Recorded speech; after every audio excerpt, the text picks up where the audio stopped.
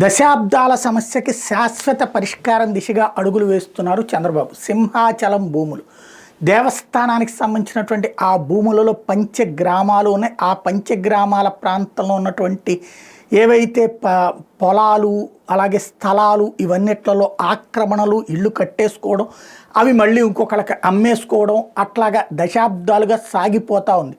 పేపర్ల మీద నడుస్తున్నాయి. రిజిస్ట్రేషన్ ఒకప్పుడు జరిగి ఆ తర్వాత అదంతా దేవాలయ భూములు అన్నాక ఆగిపోయినటువంటి పరిస్థితి.